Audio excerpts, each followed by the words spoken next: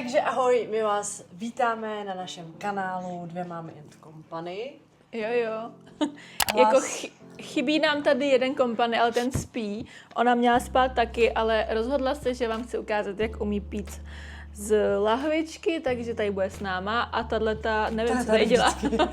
Řekneš Dvě mámy and company a už se plíží k mikrofonu.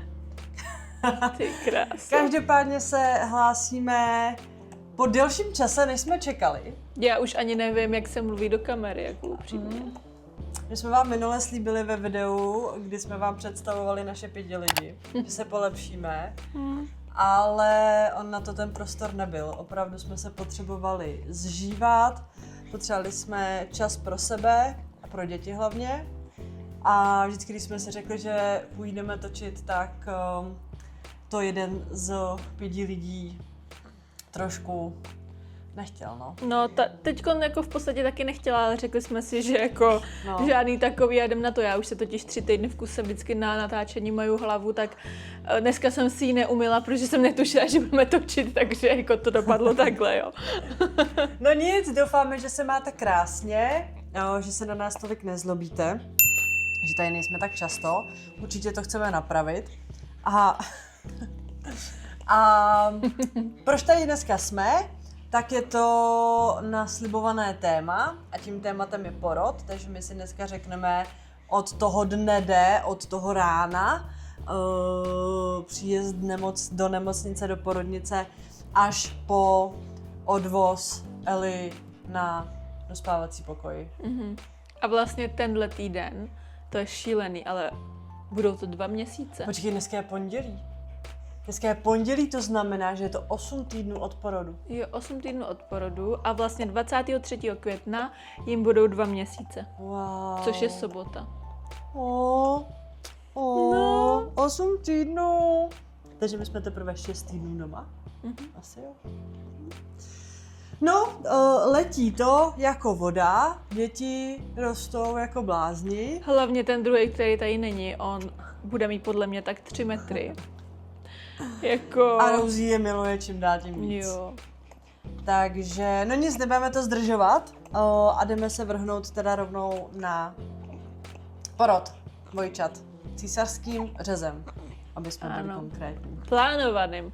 My jsme si mysleli, že jako že bude akutní, protože jsme nevěřili tomu, že dojdeme až do toho jakoby termínu, který nám dali, 23. března, ale došli jsme tam, takže byl plánovaný a to bylo takový hezčí podle mě, že jako jsme nebyli tak jako ve stresu a prostě všechno bylo tak, no, chtěla jsem říct jako tak, jak jsme jako očekávali, ale ono v podstatě to vůbec tak jako nebylo. Ale ten termín a datum a čas a prostě všechno bylo tak, jak jsme jako věděli a to bylo vlastně jediný. Tak. No nic, tak začneme teda od začátku a to je teda ráno před porodem. Tady je sranda, že my jsme s Eli se večer chystali. Chystali jsme si věci, že jo, a všechno a šli jsme spát fakt jako po půlnoci. A pamatuju si, jak jsme leželi v posteli, s náma tam ležela Rosie a říkali jsme si, že už je to tady, že vlastně dneska je uvidíme, že dneska se to všechno stane a že právě tahle chvíle je poslední, kdy tady prostě v té posteli ležíme takhle ve 2, ve 3 s Rosie. A uvědomovali jsme si to samozřejmě jako mega moc. Jo. A zároveň já jsem měla hrozný strach, protože už jsem byla jako v velkém stádiu těhotenství s dvojčatama a prostě jedla jsem i v noci, protože mě bylo prostě hrozně špatně a nedokázala jsem si představit, že budu jako 12 hodin bez jídla, bez vody, prostě to bylo jako by můj největší strach toho, jestli to jako zvládnu. No. To si pamatuju, no. Každopádně si to zvládla, ráno vlastně si měla povolenou jenom nějakou malou skleničku vody, že? Myslím, no, že jenom doušek, no. Jo. A teď si nepamatuju, v kolik jsme měli nástup? 6:45? 6:45 jsme měli být v nemocnici a my jsme se tady bavili jako s lidma kolem, jakože máme tam být 6:45, tak jako nevíme, v kolik půjdeme na řadu, takže čekejte třeba, že odpoledne se vám jako ozveme, že třeba už jsme porodili a tak. No ale tím, jak jsme čekali dvojčata, tak my jsme v 6:45 přišli. To si hrozně napřed, musíme ještě říct, jak jsme tam jeli a všechno. No to jo, já jenom jsem chtěla říct, že takový to, že jsme mysleli, že tam jako budeme čekat a že jo. to bude hrozný, tak ne, prostě přišli jsme a hned jsme jako v podstatě šli na řadu, no. To je pravda. Takže to mě taky jako hrozně překvapilo a zároveň mě potěšilo v tom, že jako já bych to asi nedala čekat bez toho jídla a pití jako dál, no.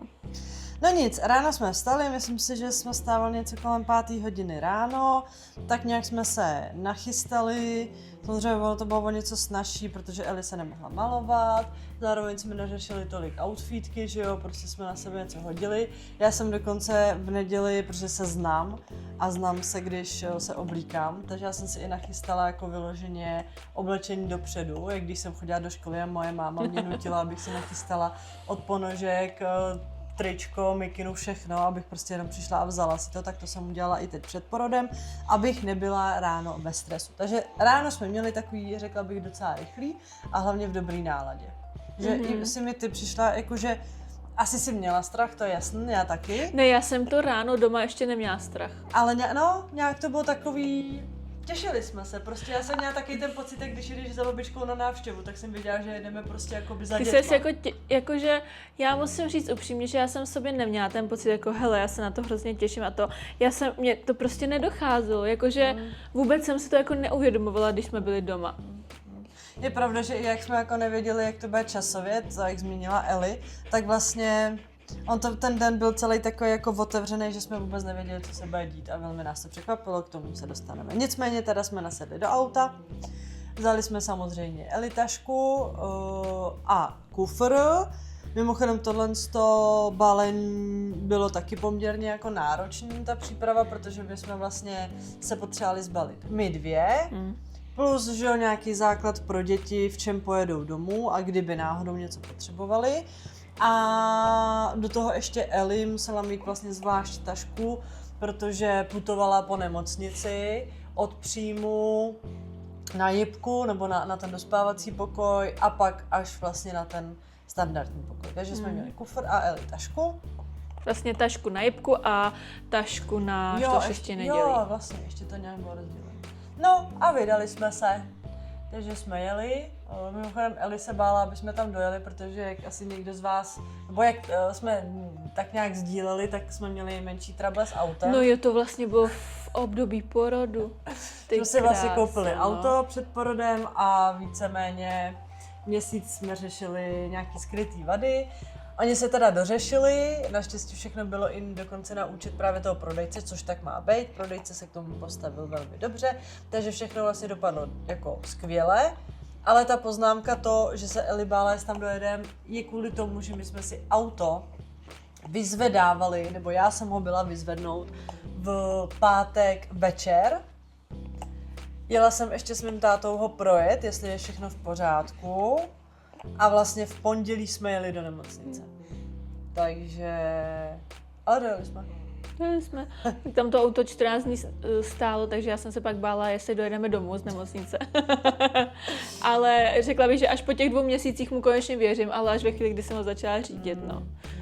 Jenom tak jako v rychlosti odešlo nám turbo, pak nám ho vrátili opravený, rozbil se znovu a pak zjistil, že to nebylo turbem a nějakou součástkou u turba, takže ještě měnil tu součástku a už by to mělo být jako v pohodě. Je to v pohodě, to auto je super. Jo, Nicméně teda jdeme do porodnice.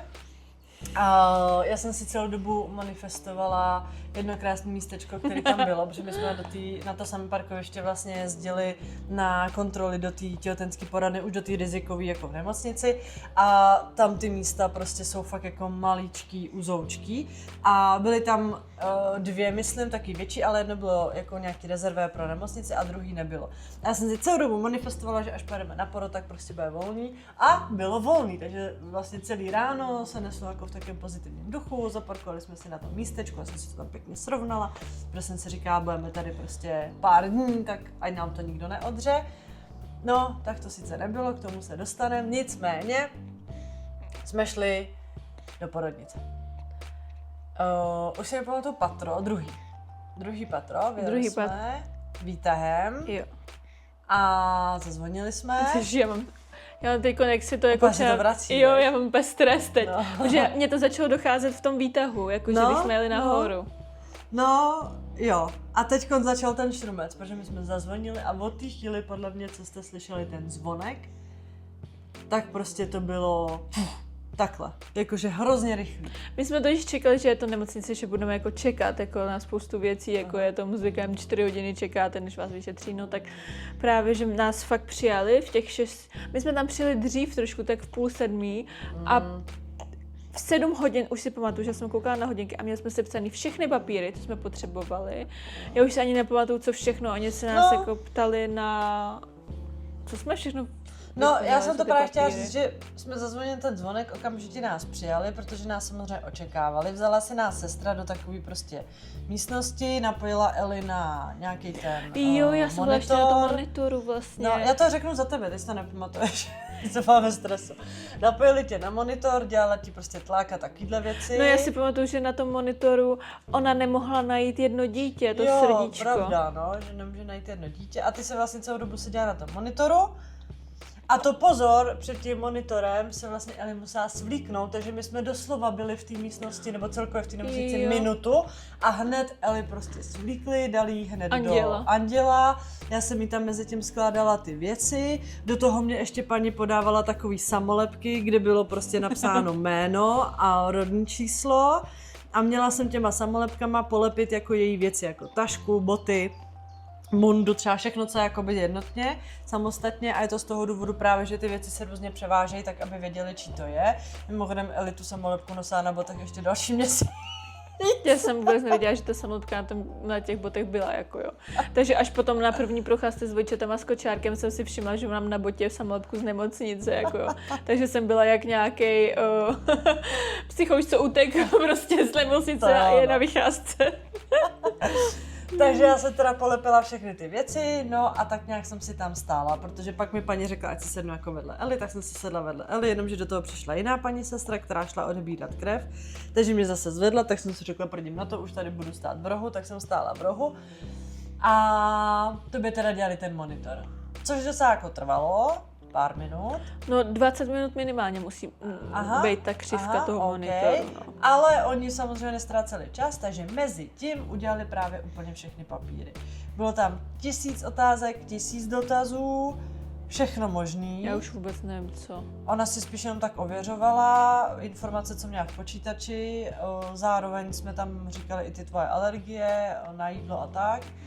A tohle nebylo až tak zajímavý, jako spíš to, že vlastně po chvíli za náma poslali dětskou sestru, která přišla a vysvětlila nám vlastně všechno jako o dětech, že vlastně jakoby je z neonatologie a že teda oni se jako budou o ty děti starat a že potřebujou prostě nějaký jakoby informace k těm dětem. Takže jsme jí ještě jednou vlastně vypisovali jména, dávali jsme jí vlastně ten papír pro matriku. No, tam se ptala na otce, to byla sranda. Jo, no. Ale byli s tím v pohodě. Byli s tím úplně v pohodě, fakt jako úplně, no. No a tak nějak nám jako popsala, co se s dětma jako děje po porodu, že když to půjde, tak nám dají bonding, když to nepůjde, tak prostě nám řeknou proč, že vlastně hned teda po porodu ty děti jdou do vedlejší místnosti, kde se o ně vlastně postarají ty sestry z té neonatologie, doktorky, sestry, nevím už jak to tam je rozdělený. A že se zváží a tak, že si tam můžeme vyfotit a pak záleží na stavu teda toho miminka, kam bude vlastně přeložený. No, takže nám to tam v rychlosti popsala, odešla, přišla zase ta první sestra, která ti dělala ten jak se to říká, monitoring nebo něco takového. A pak to bylo úplně fičák pro mě, protože, no, teď to chci říct, ona mi řekla, že tebe ještě přijde vyšetřit doktor. Jo, tak to tam nebyla a už. já, že jdu do místnosti pro doprovod. Aha. Porodu. Takže já jsem odešla do místnosti pro doprovod. Teď oni mi řekli, že to je za rohem u výtahu, takže já jsem prostě šla za roh, jenomže tam nebyl tam jsou totiž 2 výtahy. Za rohem je jeden výtah a pak za rohem a ještě za druhým rohem je druhý výtah. A šla k tomu prvnímu a nic, tak mě pak napadlo, že to je u toho druhýho. Paní už tam na mě mávala, jakože kde jsem, tak jsem tam šla. Vyšla jsem, to byla malinkatá místnostka, kde byly prostě jenom takový ty šatní šatničky, nebo jak se říká. A takový tam ty školní? A tam jsem si měla odložit svoje věci a převléct se do toho mondulu. do toho kalhoty a tak i pantofle a mohla jsem mít u sebe jenom kartičku, kde bylo napsáno doprovod k porodu a klíčky od té skřínky a telefon. No. A byl tam tatínek se mnou, takže jsem se převlíkala před tím tatínkem. Ne Káti, ale... Nějaký tatínek. A toho, když jsem viděla, jak je celý bílej, tak jsem si říkala, že jsem na tom ještě docela dobře, protože ten stav byl fakt hodně špatný. No a sedla jsem si tam a čekala jsem. A bylo to poměrně dlouhý čekání, protože jsem vůbec vlastně o tobě nevěděla. No. A co se dělo se mnou mezi tím? Přišel vlastně doktor do té místnosti, odpojili mě teda od toho monitoru a řekl, ať si vylezu na kozu a že mě ještě jakoby prohlídne jako vnitřně. A já prostě byla ve 37. plus 3 týdnu s dvojčatama. Já jsem nedošla já už jsem ani doma nevylezla jako na gauč. Jak jsem sakra měla vylézt na tu kozu prostě s tím obřím pupkem to. No nějak jsem se tam jako vybelhala a to si pamatuju, že to bylo první, kdy mi bylo jako něco nepříjemné, bylo mi jakoby, už jsem začínala jakoby cítit fakt stres, protože to vyšetření nebylo příjemné, jakože bolelo to prostě, jo. No tak mě vyšetřil, řekl, že je všechno v pohodě a že teda mám jít se sestrou do, já nevím, co to bylo za místnost, tam jak si potom za mnou přišla. No to byla porodní místnost, tam se normálně rodí, když rodíš přirozeně. No, tak do té místnosti a tam jsem šla do sprchy, no, to jsi byla ještě v bříšku. Tam jsem šla do sprchy a musela jsem se omýt takovým jakoby dezinfekčním mýdlem, protože mi v té místnosti zaváděli cévku. Jo. No. A to já si pamatuju. Týden před porodem, já jsem se nebála toho, že mi rozříznou 9 vrstev prostě v břiše, já jsem se bála zavádění té cévky.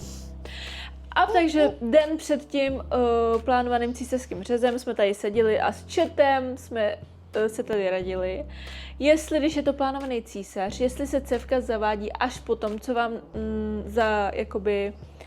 dají tu spinální anestezi, že jako to necítíte, anebo předtím. A Čet, to se zavádí prostě až potom, když máte umrtvený to tělo jakoby od poloviny dolů. A tak já čekala, že mě prostě umrtví v té místnosti a ono ne, oni mi to dělali zaživa prostě při vědomí. Takže já jsem to říkala i ty sestře, že se hrozně bojím, že prostě to a ona klid, to v pohodě, říkám ne, já vím, že to bude hrozně bolet a strašně se bojím a nakonec to bylo úplně v pohodě. Tam byla taková situace právě, že oni pro mě jako přišli do té místnosti a vzali mě právě za Eli do té prostě rodící místnosti nebo rodícího pokoje. A já jsem vůbec nechápala, proč tam jsme. Eli tam byla vlastně v tom andělu, plus tam na vozíku byly přivezeny najednou její věci. A my jsme tam prostě čekali. To bys čuměla, co kdyby ti řekli, tak a jdeme rodit přirozeně. No a každopádně teda pak tam přišla ta sestra s tou cévkou, no a mě teda mě řekla, ať jenom jakoby... Se otočíš nebo něco? Ne, ona mě poslala právě, že do té... Sprchy? Sprchy, no. Tam byla prostě, že jo, prostě... Jak vy máte ten pokoj, kde se rodí, tak tam jsou prostě, tam byly taky šopací dveře a byla tam jako obří prostorná koupelna, kde byla, že jo, i sprcha, kde prostě ty matky, co prostě rodí přirozeně, tak se tam třeba nahřívají, nebo nevím, co tam dělají, to je jedno. No a ona mě prostě poslala do té sprchy, kde je záchod a sprcha, takže já jsem tam prostě jako čekala, došla jsem si teda večera, protože jsem taky byla ve stresu a čekala jsem prostě než to. A nejvíc vtipný bylo, že ona ti dala tu cévku a odešla a já tam prostě byla furt v té sprše. No. A teď já, už můžu jít, nebo ne, tak jsem tak jako nenápadně poslouchala za těma dveřma a když jsem věděla, že jako si tam sama, tak jsem vyšla, ale ona by mě tam nechala v té sprše, ona by mě tam zapomněla.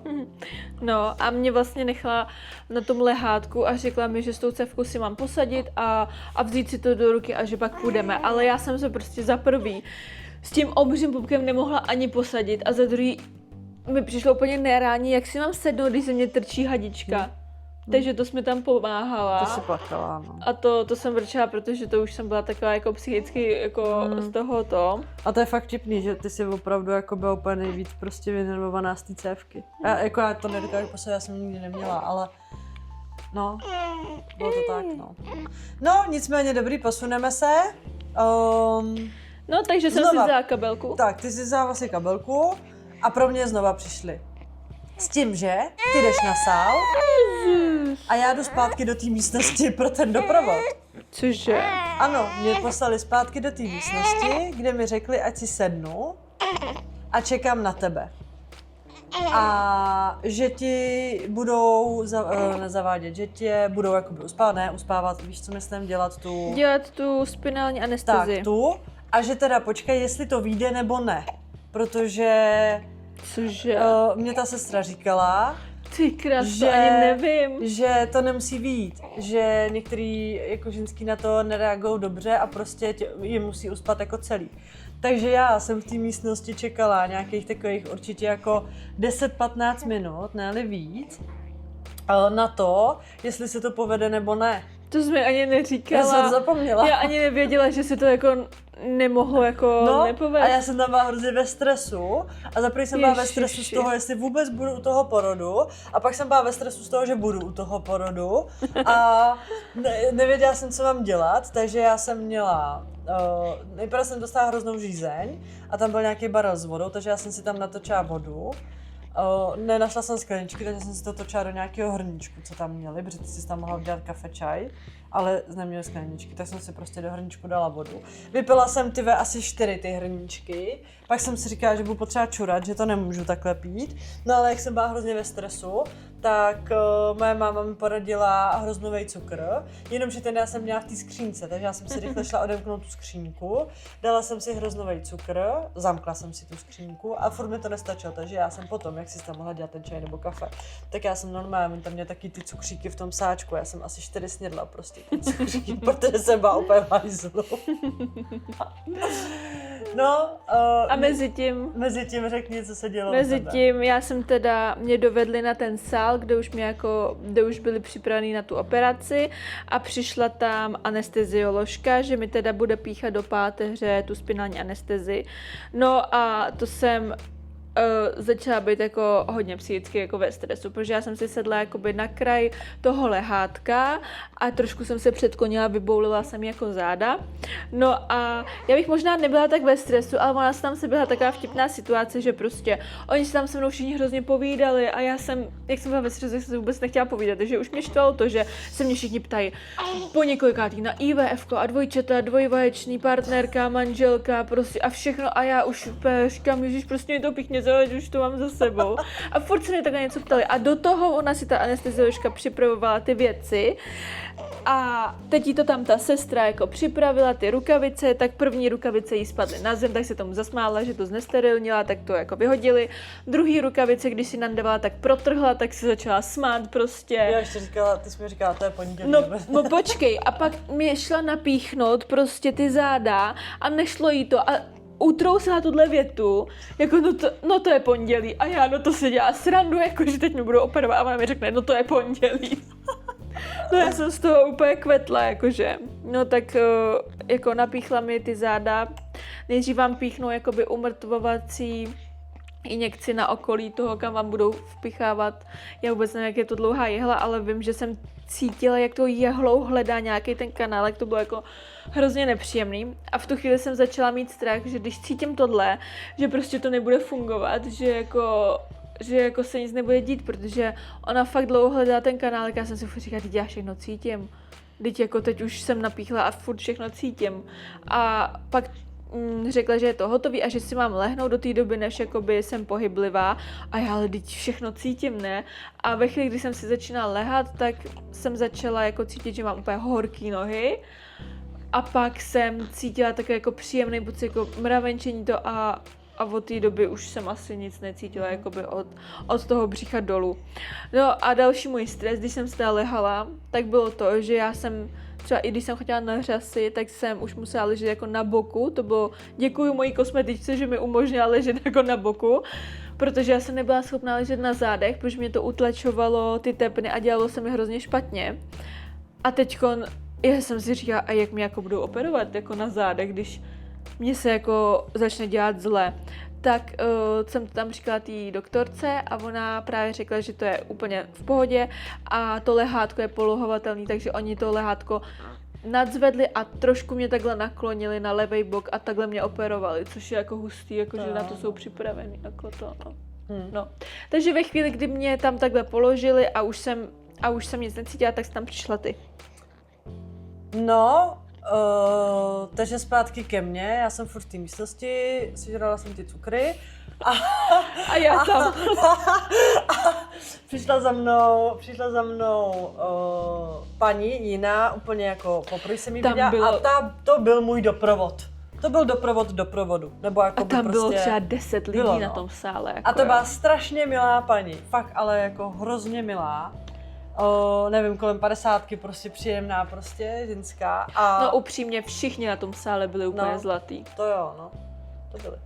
To se ještě dostaneme. Každopádně, tahle teda za mnou přišla a říká, a byla celá v tom jako nasál, že a říká, vy jste doprovod? Jo, vy jste doprovod. Dobře, teď se na mě také podívá, máte jenom telefon, klíče, kartičku, dobře, takže si vezmete roušku a čepku. Takže já jsem si vzala roušku, čepku a ona, a já vás přijdu zkontrolovat za chvilku. Tak jsem čekala, koukala jsem na hodinky. Mimochodem, naše kamarádka, Kája, Ty nám krásný. říkala, že, protože pracuje v nemocnici, a my jsme se jí ptali, jestli náhodou tak jako neví, v kolik si myslí, že teda, když máme příjem v 6:45, v kolik půjdeme na sál. No, takže kde jsme to byli, naše kolegyně Kájo.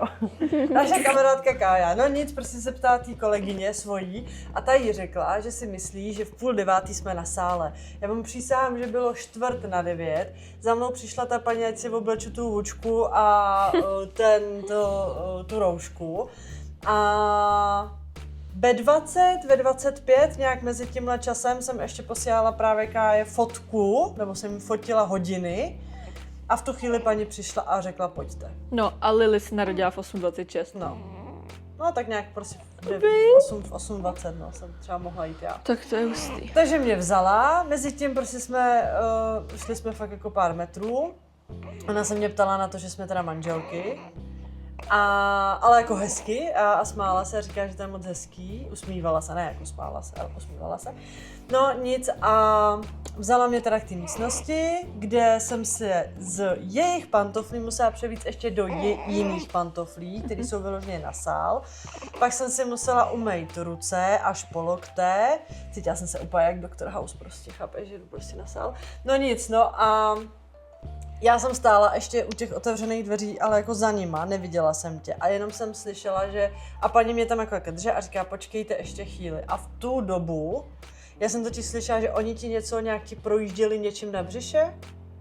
Paní se tě ptala, ta doktorka, To jestli tam to se, že cítíš. to už tam byla. Ne, já jsem byla za těma dveřma. Aha, no tak ta chirurgička, chirurgička, se to jmenuje? Operatérka, ona se mi tam představila, byly tam vlastně jakoby dvě, jedna hlavní a jedna vedlejší.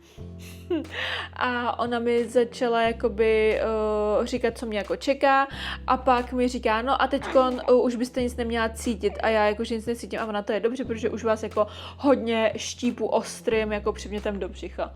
A já no tak to vůbec necítím. No a v tu chvíli to já jsem slyšela a šla jsem vlastně na sál. A teď ona mě teda řekla, ta moje doprovodkyně, ta moje prostě paní, mi řekla, že ruce mám mít takhle, ničeho se nedotýkat a jenom projdu prostě za ní, že ona mě jakoby povede a já jdu za ní. Takže my jsme vešli, já jsem před sebou jenom viděla tu Eli, jak tam prostě leží. A ty jsi viděla jako to moje břicho? Jo, teď jsem tě ještě viděla celou, tam ještě nebyla ta plenta. Mezi obličejem a břichem. Ty jsi tam prostě ležela, taky si měla ruce, teď 1000 lidí, všichni mě zdravili, teď já prostě úplně tam byla celá jakože... Ty jsi mě tam viděla? Jo. No, protože já jsem Měla si... si úplně oranžový břicho, hrozně nasvícený. Dezinfekcí, no, oranžový. no. Tak to vůbec nevím. Ale já jsem si totiž myslela, že jako budu v Andělovi, že mě budou operovat a já budu v Andělovi, jenom mi ho vyhrnou a já jsem tam byla úplně celá nahá. No ale já jsem viděla fakt jako, že vykrojený to břicho. Oni mě přikryli, Tak, no. no. No a takhle jsem tě jenom musela jakoby obejít s tou paní a vlastně pak jsme přišli za tebou a paní mi tam dala takovou speciální židličku. To byla hrozně židličku? Jo, to byla hrozně pohodlná ta židlička. Já ani nevím, že jsi měla Jo, židličku. teď jsem u tebe seděla. Myslela, že jsi stála. myší, Byli jsme na stejném sále. Ne, seděla jsem u tebe. Ahoj. Seděla jsem tady. No, tak... Ježiš, ona jí oblízla čelo. Takže mě posadila. No a v tu chvíli, nevím, co se stalo jako ve mně, ale jak jsem prostě se ti koukla do očí a myslím si, proč to, tak v tu chvíli já jsem asi začal fungovat ten cukr, protože já jsem úplně vypla. No ty jsi mě tu úplně chvíli. podporovala. A jakože od toho svýho stresu vnitřního úplně najednou jsem zacítila strašný klid, že všechno bude prostě v pohodě a v tu chvíli jsem prostě byla jenom jakoby pro tebe a vůbec jsem neměla v sobě nějaké svoje emoce a pocity a strach. Já jsem si upřímně myslela, že oni ti dávali v té místnosti nějaký školení, jak se mnou máš mluvit. Fakt, protože ty si úplně jela jakože... Smyčka, to je v pohodě, prostě všechno. Asi to teď prostě... dělají tohleto, prostě to a už ho vyndali a prostě fakt, ty si jela fakt jak nějaká psycholožka na mě. To se ve mně tam probudilo. Tak. No a já jsem si fakt myslela, že ti ona řekla, co mi máš říkat. No, takže sotva jsem dosedla, tak oni tě začnou, tobě odvázali jednu pacinku, aby jsem tě mohla já držet. Jo. Ty jsi tam asi ležela takhle, levou si měla u těch paní tam, co tam No tam byly. jsem měla ty kabely. Jasný, a pravou oni Kabely, ti odvázali, ta moje doprovodkyně řekla, že ti odváží, aby jsme se mohli držet, takže já jsem tě celou dobu držela za tu ruku. Mezitím se mě představili právě hlavně ty dvě, protože ta jedna, nevím, co tam to byla, ta anestezioložka. Ta byla se mnou u hlavy. Tak, ta si s náma hodně i povídala, s tebou si hodně povídala. A pak ta druhá, to byla ta její asistentka, která ti tam píchala ty léky prostě. Jo, ona jí vlastně říkala, co Tak. mi tam má píchnout. A o těch ostatních, jakoby o těch tam, co byli, jsem moc nevěděla, protože já jsem dosedla a v tu chvíli oni už zandavali plentu mezi tvůj obličej a tvoje břicho. No, takže tam dali tu plentu, tím pádem já jsem nic neviděla a během fakt jako pár vteřin zavelila ta doktorka, že teda začneme a oni se tě zeptali, jestli jako jsi ready, ty si řekla, že jo. No a A najednou prostě jako nebylo to najednou, prostě to jako trvalo třeba minutu a ta minuta jako v tuhle situaci byla hrozně dlouhá. Oni tě nějakým sem rozřízli, to nevíš, ale pak co bylo, tak spíš jakoby s tebou začali trošku cukat, že jo, ty jsi tam celá prostě jakoby no, protože takhle... jakoby jí No jasně, vyndavali, no, ona i ta moje doprovodkyně vlastně na tebe mluvila, že je to v pořádku, že prostě ona řekla, my je musíme porodit za vás, takže to s váma bude teď trošku cloumat, což cloumalo. To si úplně pamatuju živě tu větu, my je musíme porodit za vás. Jo. Teď já jsem tě viděla, jak ty se na mě úplně podívala, stiskla jsi mě, jakože fakt nějak s tebou také házeli, tak se ti takhle i hejbala ta hlava a jenom jsem trošku jakoby za tou plentou tady dole prostě viděla, protože ti začalo klesat břicho, že jo. Takže prostě jsem jenom viděla, jak se tam jako něco děje a doteďka si pamatuju jako tvůj výraz fakt jako takovýho úplně jako, že jsi byla taká jako bezmocná, jako co se to se mnou děje, ale prostě jako hned tu Lili, tu jsme zvládli úplně krásně, protože vlastně to bylo hned, oni jí fakt vyndali. Lili byla Ačková, jo, jakože oni jí šla fakt první. vyndali prostě hned a hned nám to řekli, holčička je venku a oni nám ji neukázali, my jsme ji jenom zaslechli. Jo, já že jsem jako slyšela, to, že zařvala. To jsme se na sebe podívali, Jo. říká, ona brečí. Jo, ona brečí a vlastně odnesli ji. A pak bylo jako chvilku, pak to prostě jako by trvalo, zase tu minutu, protože oni jsou jako od sebe minutku, 8.26, 8.27. Je to tak, ne? 27. A ta druhá minuta byla, bych řekla, možná ještě delší v tom, že začali s tebou cloumat mnohem víc než předtím. Protože Mate byl pod žebrama a nahoře, jakoby, Tak. no. A bylo to takový jako divoký. A mně se začalo dělat špatně. A to by se začalo dělat špatně. Nicméně ho vyndali, pak tam byla legrační situace, že on začal čurat, takže najednou celý sál, je on čurá! On mě taky nad tím břichem a je on čurá. A tobě, foďte. A do mě strkala ta paní, protože Maty ho nám vlastně jako hned chtěli ukázat, takže sundali tu, nebo ne sundali, ale trošku takhle dali tu plentu dolů a paní na mě, foďte a teď já tam, Eli, teď to dítě, teď telefon, tak jsem vytáhla telefon. Mimochodem jsem teda udělala úplně profi fotku, ani nevím jak. Tu vám jako bohužel ukazovat nebudeme, protože fakt jako... Já jasně, to je To, taková, ale jako ale hustý, prostě vytáhla jsem telefon na portrét a boom, byla z toho fotka. No a co jsem chtěla říct, no a pak ho vzali a rychle ho odnesli, to by vrátili tu plentu. No a mně pak došlo, že on nebrečel. Tak že? a nám pak došlo, že nebrečel, no ale nic, seděla jsem u tebe, oni tě začali, že ho ošetřovat, nebo ne prostě čistit a tak a vlastně já seděla u tebe, to by se začalo dělat špatně, že jo? To bylo A teď prostě jsme jenom spolu seděli, ty se ptala, že nebrečíš, že ho neslyšíš, teď já jsem nevěděla, jako, co s ním je, co s obouma je, protože Matyho jsme viděli, ale nebrečel, Lily jsme slyšeli, ale neviděli. Takže jsem prostě tam vařila z vody, že to je v pořádku, že prostě nevěděla jsem, že jo, sama. Nicméně pak pro mě přišla ta moje doprovodkyně a zeptala se mě, jestli chci jít za dětma. A pro mě bylo jako těžký tě tam nechávat. Já vím, že jsem jako hrozně bojovala s tím, že tě tam jako nechat, ale na druhou stranu ty si mi řekla běž, že něco běž, ty si mi řekla běž za nima, nebo něco takového, jakože nevím, jak jsi to tam řekla, prostě ať jdu, takže já jsem řekla, že teda půjdu, tak jsem tě tam nechala. A největší sranda byla, že já jsem musela projít kolem toho tvýho rozřízlého břicha, že jo. No mě jenom stačilo, když mě odvážil, jak jsem tam viděla na zemi všude tu krev, ty no.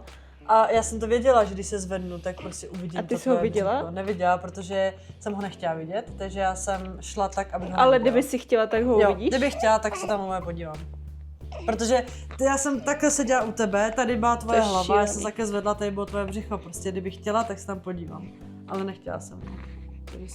No nic, takže jsem prošla kolem tebe prostě takhle se zavřenýma očima a hned tam byl tam prostě dveře a tam prostě byly naše děti. Byl to jako šok, protože to byla taková malinkatá místnostka, kde hned po levé straně za zádveřím bylo, já nevím, co to je, no takový ten, to jak je hřeje, ze spoda ze zdola. Ne. Oni tam měli prostě jako volně položen na takový vyhřívací podložce, ale zároveň na ně šlo teplo a tam je prostě ošetřovali. A já jsem tam přišla, byli už trošku jakoby vomitý a leželi tam v růžový a modrý dečce, nebo zelen, teď už se nepamatuju.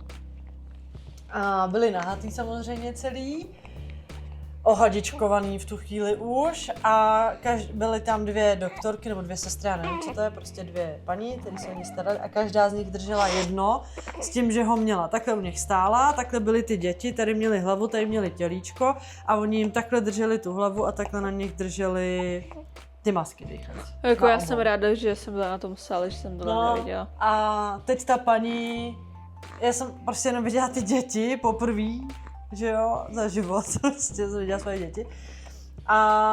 Ale zároveň jsem věděla, že je něco špatně a ta paní právě hned mě jako začala vysvětlovat, co se děje, neděje, že teda Lily se nadechla, pak přestala dechat, Matyášek, že se vůbec nenadechnul, že museli rozdechat oni, ale že jako v pořádku, že prostě je to jako normální a že jim jenom prostě potřebují pomoc, že potřebují prostě tady jako kyslík a to, tak mi to tam všechno vysvětlovali. Teď já jsem vnímala každý druhý slovo, že protože jsem se furt dělala na ty děti, pak na ty masky a tak.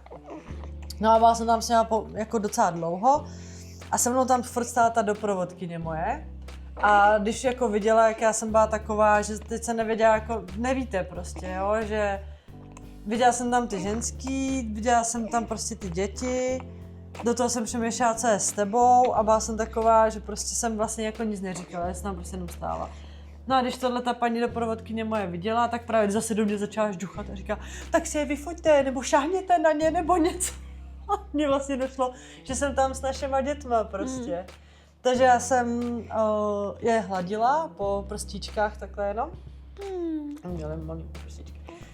A pak jsem teda vytáhla telefon, vyfotila jsem je, pak oni, že jedou dát na váhu, že si je můžu vyfotit na váze, takže jsem se je fotila na váze. A pak je dávali do takové společné posílky, to bylo hrozně cute, dali tam vlastně Lily hned za ní Matyho. A vlastně byli poprvé spolu takhle jako v postýlce. Tam jim dávali ty hadičky a všechno, že jako na převoz a tak tam jsem si ještě hleděla, protože oni než vyplnili jakoby nějaký papír, nebo když si tam řekli co a jak, tak vlastně oni byli v té postýlce a já jsem se je tam držela. Tam i vznikla vlastně první fotka, jak mě Lily drží jako za prstík. No a to bylo vlastně všechno, oni se je pak poměrně jako rychle odvezli s tím, že jim mám dát prostě čas a že tak za hodinu, za dvě si budu moct jet na neonatologii. A tam mě vlastně poprvé řekli, že budou na ty neonatologii. Pro mě patří. No, já jsem se vrátila k tobě na sál. No, ale mezi tím teda a ty mezi tím řekni. Mezi tím mě teda zašívali na tom sále. Ku podivu, to bylo docela rychlý. My jsme čekali, že mě budou zašívat třeba hodinu a byla jsem za 20 minut zašitá, ale v tu chvíli, kdy ty jsi byla s těma dětma, tak já jsem na sále jakoby zažívala si to jako nejhorší, jakože ona mi to i vysvětlovala, ta anestezioložka, oni když mě zašili, tak já jsem nemohla dechat, jakože nemohla jsem se jako nadechnout a takový to jakože nemůžete udělat ten hluboký nádech, prostě jakože můžete dechat, ale nemůžete se jako fakt jako dodechnout a ona mi říká, že je to tím, jak prostě se uvolnilo to břicho, klesnul tam ten tlak, že ty plíce potřebují chvíli, aby se jako uměli jako natáhnout nebo prostě roztáhnout a to. Takže to bylo hrozný, jak jsem nemohla dechat. No a zároveň, jak mi klesnul ten tlak a hejbla mi sestřela, má žaludek, všechny ty orgány tam začaly jakoby pracovat asi, tak mě se začalo jako chtít hrozně zvracet, ale to jsem jako řekla hned, takže to mi dali do kanily něco jako na to zvracení, tak už mi dávali emitku, jako říkám, no jak dávali mi ji takhle já ležela takhle, oni mi ji dávali sem, říkám, no, tak to nevím, jak bych jako zvracela takhle, jakože to, ale jakože nezvracela jsem a udělala jsem jako trošku líp, ale furt to bylo takový, že to bylo, jak když máte mořskou nemoc, ale nejvíc mi vadilo to dejchání, no. To jsem jako měla celou dobu do té doby, než mě zašili a ona se mě pak i ptala, jestli chci kyslík a já říkám, ale k čemu mi to bude, když mi nasadí kyslík a já se nemůžu jako nadechnout, že jo, no. Tak to bylo takový to a pak jsem tam přišla a já jsem tam přišla a viděla jsem to na tobě, že jsi celá bílá, ty jsi mi to jenom v krátkosti řekla, že ti bylo špatně, že ti něco píchli. Ale mně přišlo, že už, jakoby, že už si byla taková, jako nechte mě jít se vyspat. Víš, jako, že jestli ti tam píchli něco mě jako... bylo hrozně zlé, měla jsem co dělat jako sama se sebou a já vím, že to jako musela ta anestezioložka a ona furt na mě mluvila. Jo.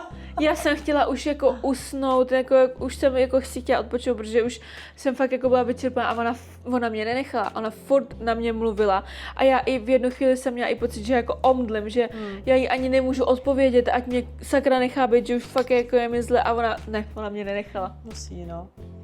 To já vím, že jsi mi to pak říkala, že se tě ptala dokonce i na rouzí, nebo co? Ona se mě ptala na všechno, i na oboje rouzí, prostě ona, jako obdivuju jí, jak nacházela témata na to, aby mě udržela jako při vědomí, prostě. Mě třeba paní potom na jipce říkala, že jim tam jako omdlela, tak asi už pak byla vyčerpaná po 3 lidech po mně. No, takže já jsem se vrátila, na tobě jsem teda viděla, jako nechte mě už bejt a já chci jít spát. A vlastně já jsem tam s tebou už byla jenom chvilku, protože tak, další kolo krmení. A když jste se ptali, tak ona prostě ještě neutáhne tu Philipsku a my to zkoušíme, no. No, nic.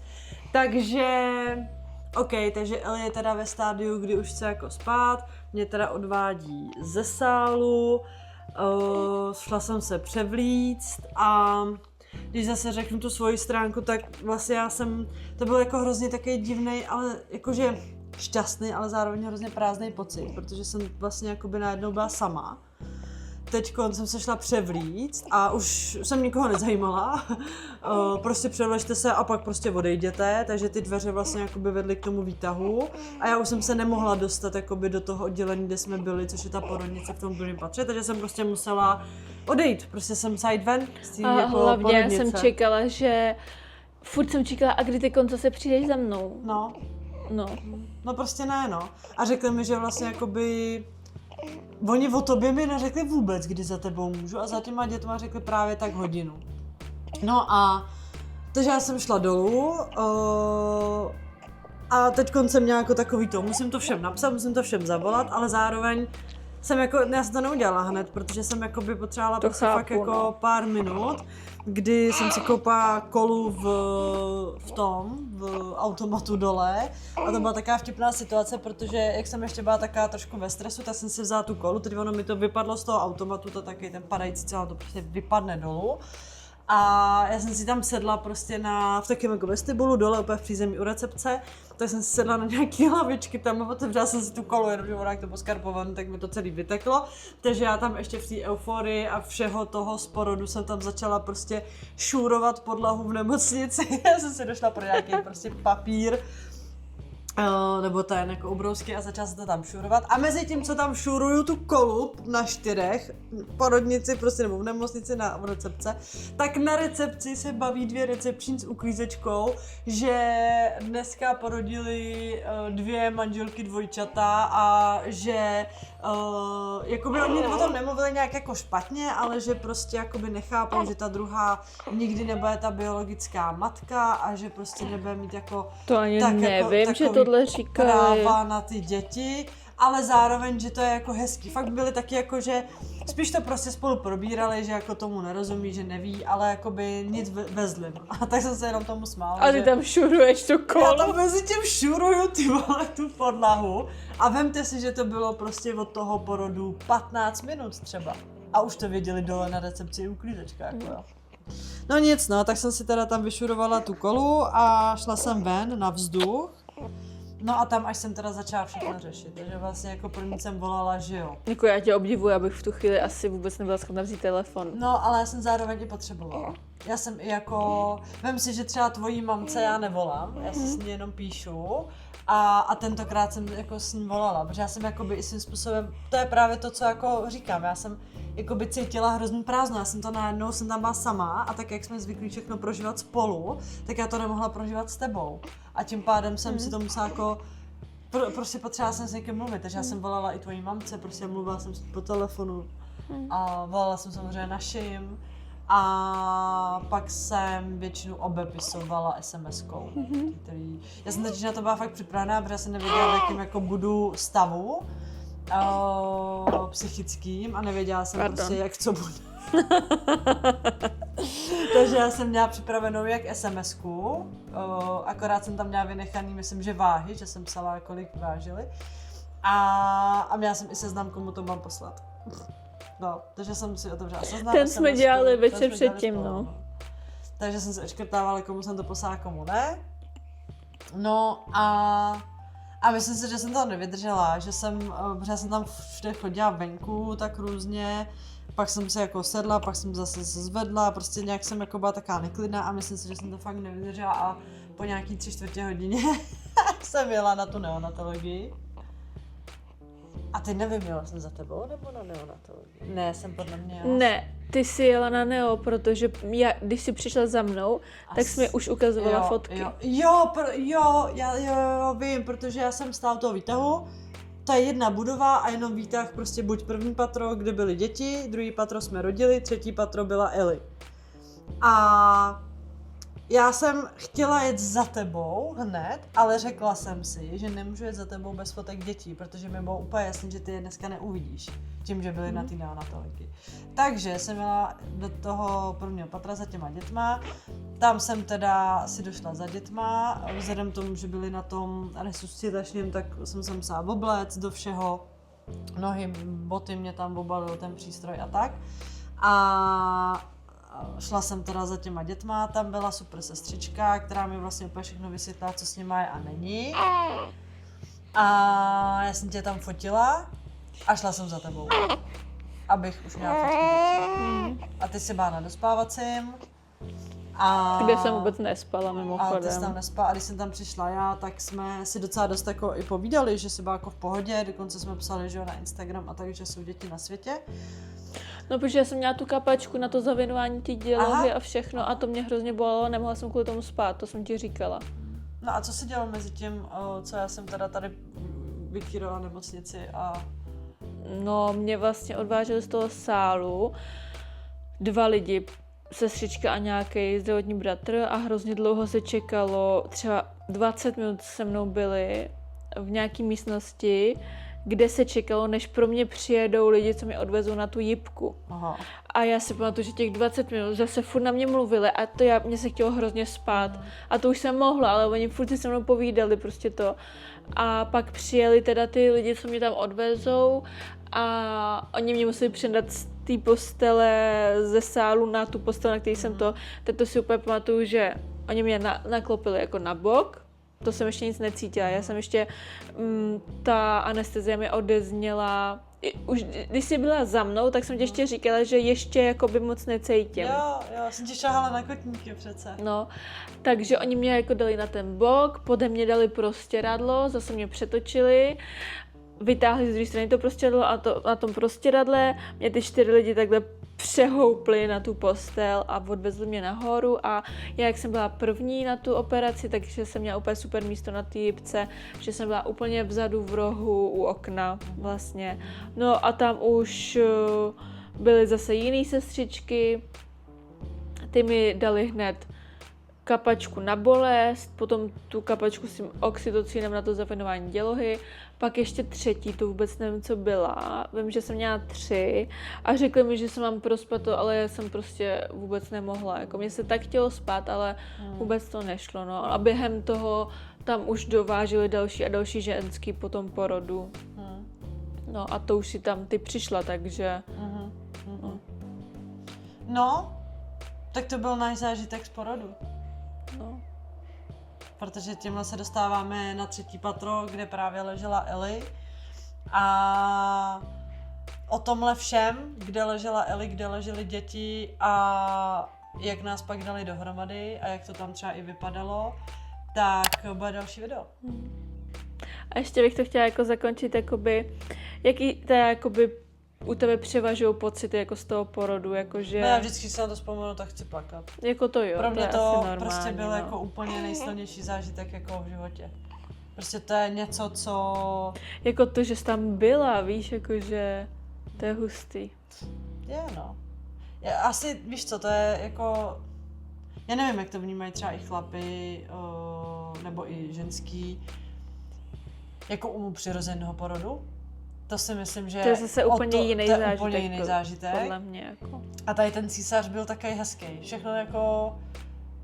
Prostě i když tam byly taky ty momenty, vidím tebe, jak jsi bezmocná, pak jsem viděla bezmocné děti a já jsem tam vlastně byla jako mezi váma a zároveň pro vás. Ale zároveň jako teď na to vzpomínám, takže to je fakt jako nejsilnější zážitek vůbec prostě. Že to je něco, co úplně, co prostě nevěříš, že zažiješ, nebo já to nedokážu popsat, prostě máš v životě jakoby určitý zážitky, které tě provází celý život, že jo? A tady tohle to udělalo podle mě, za prvý to úplně všechny jako převálcovalo ty zážitky a za druhý mi přijde, že to je prostě taková pomyslná čára za něčím, co bylo a prostě Já jsem ti chtěla říct, neví, že já mám z toho takový pocit, že jsme byli, nebo já jsem byla prostě celkově jako, že jsme byli my před porodem, před císařem a pak najednou takhle a jsme my jako po porodu a vnímám to jako u sebe, jako že jsem se jako hrozně změnila jako všim prostě. To je jako kdyby ses jako narodila znovu s těma dětma. Jako... Jo, to je hezky řečeno. No. Jo, no. Je to tak. A hlavně jako furt cítím vděčnost za to, že jsem tam mohla být, protože fakt mohlo být jako několik situací. No jasný. Kdy, a já si to jako nedokážu představit, že bych dneska jako že bych to neprožila. Tím, jak už jsem to prožila, tak si nedokážu představit, že bych to neprožila. Já si myslím, že bys i tím měla potom jakoby nehorší adaptaci na ty děti, ale dá ti to hrozně moc to, že tohle to vidíš a seš tam, že jo? To jo, no. Jo. No. Jo, to je prostě, jak jsem říkala, že jsem byla jako mezi váma a pro vás, tak prostě to, jak jsme to prožili spolu, to bylo úplně, prostě nechápu to dodnes, ale prostě jsme to, jako fakt to byl prožitek úplně všeho. A neexistovalo nic jiného, než prostě nějaký náš jako vesmír v tu danou chvíli, který se zároveň v tu danou chvíli rozšířil. Ona zařvala. A zároveň mě se někdo ptá, teď dnes to bylo tady na YouTube nebo na Instagramu, jestli jsem jako měla okamžitě nějaký jakoby materský pud v sobě, jestli se to ve mně jako probudilo, i když se mi neodnosila. A ta láska jako k ním, víš? A tady je přesně ten moment, kdy se to stalo. Kdy já jsem poprvé vešla do těch skleněných dveří a viděla jsem je prostě přesně bezmocný na tom kyslíku, v rukou prostě těch 2 jako paních. A pak, když jsem je jako poprvé pohladila a všechno, tak vlastně to byl ten moment, kdy jsem si jako uvědomila, to jsou naše děti a prostě teďko jakoby žijeme pro ně, oni pro nás a prostě potřebují nás, no. Takže to, jak se mě někdo ptal, právě jestli se to ve mně jako probudilo, tak to bylo přesně tady, no. Hned první, co jsem je viděla prostě. No. No já jsem je vlastně neviděla hrozně dlouho pro mě, že jo. A hlavně mě o nich nikdo, to bylo hrozný, že já jsem byla na té jipce, mě o nich nikdo nic neřekl. Vůbec jako nikdo, kdybys tam nepřišla ty, tak já o nich nevím do druhého dne, jako jo. To bylo jako strašný a... Ale o tom už Jo. O tom potom. Dobře. No ale Ať si to rozkouskujeme, my vám pak řekneme všechno najednou a nebudeme mít zase další videa. Dobře. Takže já bych to utla. Tak jo. Nemáš ještě něco. Paní už to utla. To už to utlo dávno. No nic, takže jsme vám řekli náš porod od začátku do konce. Naše pocity, emoce. A budeme v tom nadále pokračovat a řekneme si teda něco málo k oddělení toho 6 nedělí, kde teda jsme byli, a zároveň i k oddělení neonatologie, kde byly děti a kam my jsme docházeli. Takže se máte na co těšit, protože budeme pokračovat v tom našem nemocničním porodnickým zážitku dál. Po třetí, pauza. Vybila se nám kamera. Dneska nám to jde. Nejdřív karta, pak Bubla má hlad a pak se nám vybije. No, jak jsme z toho vypadli, z toho natáčení. To jo, ale naštěstí už je konec a jenom potřebujeme dotočit se. Už jsem ztratila tady někam moc tady zapadla. Nic, končíme. My jsme prostě chtěli jenom říct, že teda jsme vám to řekli. Jsme vám to pověděli. Jsme vám to pověděli a nic, zakončíme to tak, že vám děkujeme za spoustu vašich lajků a komentářů. Děkujeme za odběry, které nám teď tady přistávají, je vás tady čím dál tím víc. A hlavně hlavně za zprávy, které se nám psali před porodem, protože nám přišlo tolik zpráv, že víte, že jdeme na porod a to bylo fakt krásné. Jo, Bubla děkuje, Maty taky, ten teda spí, vám ho aspoň ukážeme na kameru. A no nic, vidíme se příště. Takže pa! Mějte se fanfárově. Čau, bego. A jak to, že nespíš? Čau. Ahoj.